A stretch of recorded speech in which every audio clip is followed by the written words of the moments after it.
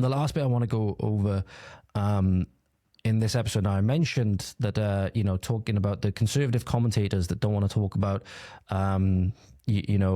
Christians being persecuted around the world, like similar to what's happening with the Druze in Syria and stuff like that at the moment. A lot of them seem to have been very quiet on this issue. Candace Owens and people like that. Tucker Carlson seems to be very quiet on it, but they'll go on about Israel. There has been one thing that does need to be addressed with regards to Israel and the IDF, though. And I like the top line of this. This is from an Italian news source. It says, the lovers caught at Coldplay concert become a global case. In case you didn't see that, ladies and gentlemen, there was a CEO of Astronomer was caught at a Coldplay concert on the Jumbotron from Chris Martin, going to the concert with his head of HR. And they were caught on the Jumbotron. Their affair was exposed at the Coldplay concert. So don't go doing that. Don't go doing that. And I suppose best to say, if you are going to have an affair, don't go to a Coldplay concert. Anyway, not justifying that or endorsing that whatsoever. But this is from the person who wrote this article is somebody by the name of Virginia. I don't know how to pronounce the surname. Picciolillo.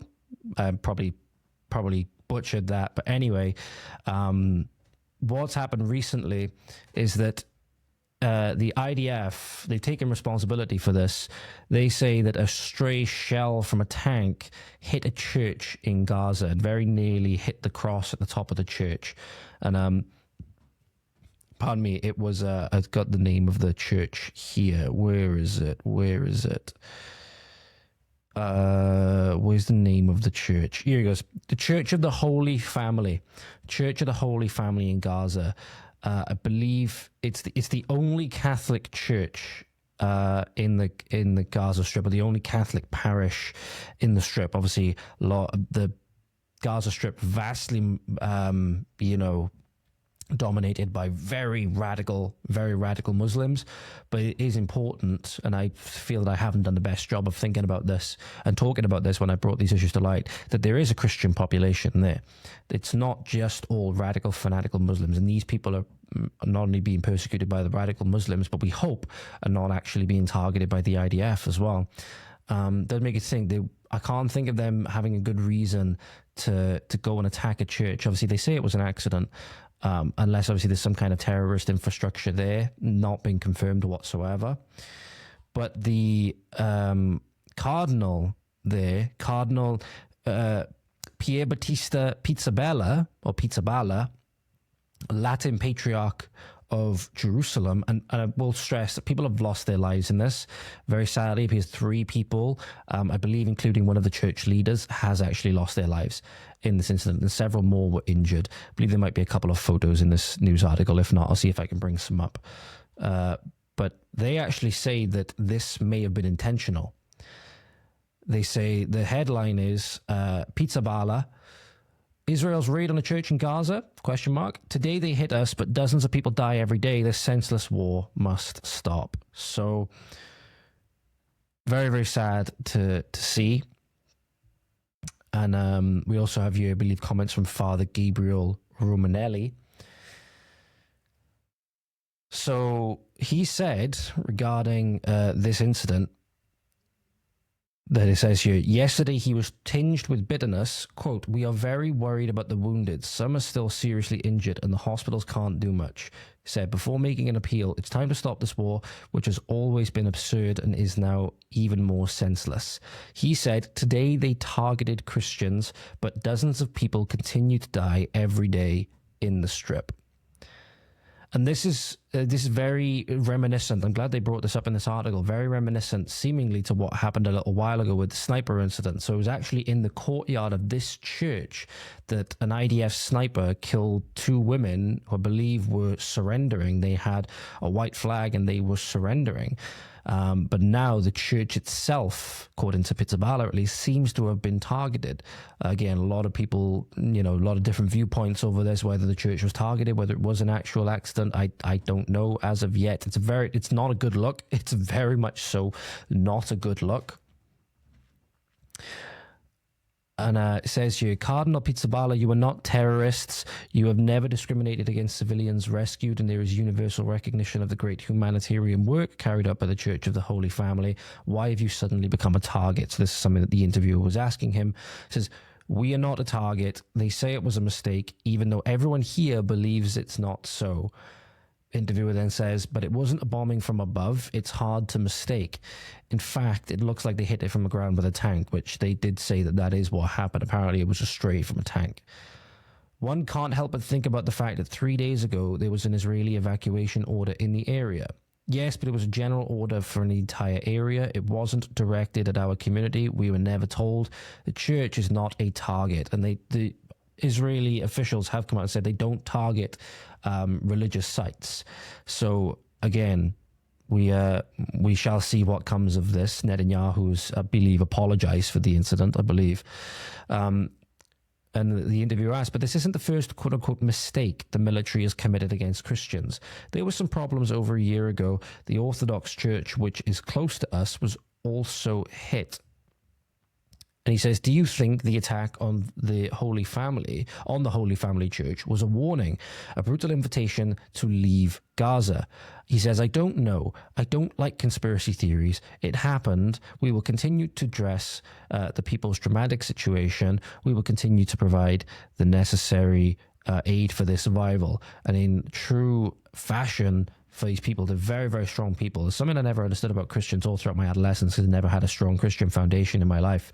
They're extremely strong, resilient people, some of the most extremely strong, resilient people on the planet. Haven't you thought for a moment, is it time to leave? He says, absolutely not. We're staying whatever happens. Apparently Pope Leo XIV has been in contact as well. Apparently he had a phone call with the patriarchs as they went into the area the morning after it happened. So we'll see what developments we have with this story. But it does appear that the IDF has denied any intentional wrongdoing. But I just want to pull up some of the images from it if I can find them, because it does appear to have done more damage than some of the things which I have, some of the images which I shared. Initially, it's because people were saying that the church had been leveled. People were saying that the church had been destroyed. And it doesn't appear to be so. It is very suspicious, however, or at least it didn't appear so when I initially looked at it. So this is an image that was shared on X, I believe it was, of the church. Well, this is before the attack. I want to see if I can find another one, but this is the church before the attack, as you can see here. So this is it. There's no damage to it whatsoever. It looks very beautiful, has to be said. And I just want to see if I can find the other image. Right, so here, the only thing is everybody's putting up images and then they're putting up like screen grabs of like they're putting up screen grabs of like a Netanyahu and stuff like that. There we go. Perfect. This one will do. So this is then the image of the church after, and you can see here that this is where the damage is at the top, very close to where the cross was. And again, if they wanted to make an intentional attack on the church, what would they aim for, right? Does make you think. It does make you think. So yeah, not a very good look whatsoever. And the only thing is, looking at it from this angle, it's hard to fully get the scope of what happened. And that's the image that came up, or it's a very similar image that came up when I said that people saying that the church was destroyed wasn't exactly the most accurate. But then you see this image, for example, which puts a different spin on it. This is a side profile of the church where the round went in. And you can see here, it does appear to have done a lot more damage, unless this is some kind of weird thing like the church may have, if I bring myself up here next to it, the church may have like a really tall bit at the top, but nothing behind it. So like the actual roof of the church is somewhere further down. So if this is the wall, the actual church roof would be like down here somewhere. So the wall might be this tall. This part where the cross is might be this tall. And then the roof is actually somewhere down here, and you can't see it behind this building. I have no idea. I have no idea the extent of the damage. I just know that it's very sad, very tragic 3 individuals have lost their lives. This was intentional, but it deserves to be condemned in the strongest ways possible. Certainly hope it wasn't intentional. It doesn't strike me as something that Israel would do intentionally, even if, as we know, many Jews don't like Christians. Jews in general don't like Christians. Obviously, there's a religious conflict goes back, well, not so much religious conflict, but heavy religious disagreement. A lot of Orthodox Jews and Jews who take their faith very seriously regard Christians as just idolaters, and obviously Christians regard Jews who reject the Messiah as not being saved, and that Christ fulfilled the prophecies of the Jewish faith. So again, you do have some, for example, who are Messianic Jews who again keep some of their Jewish customs, but do believe Jesus was the Messiah. So there's a lot of conflict around these things. Because of what happened 2,000 years ago.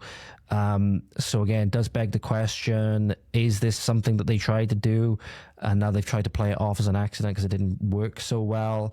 If they did hit the cross, for example, and they tried to devastate the church, they could have said, it was just something that, gone the way again, another accident. I don't know. I'm trying to remain as neutral as possible, because it's a weird one, this one, because broadly, I still think the state of Israel is a relative positive for the world. Because as I said, I do believe that if you were to, for example, expel all the Jews tomorrow and let the Muslims take it over, for example, you'd lose the Church of the Holy Sepulchre. I believe it would destabilize the entire region a hell of a lot more than it is now, even though Israel has gone on and is now attacking Syria and places like that. So again, the region of the world is very, very uncertain, and there's constantly a war going on and stuff like that. And you could say that there's questions to be asked on both sides, obviously. I've sort of moved now more towards the center in recent times, where Gaza society, I still believe that, for the most part, it is a truly evil society, with Hamas and the groups like that, where they'll use children as human shields, they'll use them as propaganda devices. Never should be done. There was a horrific video that came out a little while ago. They put it to this really happy, dancey music, and it was this child that was dressed up in full Hamas garb, camouflage, headband, all the rest of it. A young girl, probably about 5 or 6, twirling around the streets of Gaza with a gun in her hands, and again, grooming this girl to be the next fucking martyr for the cause, right? Awful, truly fucking awful, evil society. We do have bits in it that are extremely holy and extremely good, though. And when they get caught up in things like this, especially if it was intentional, it deserves to be condemned in the strongest terms.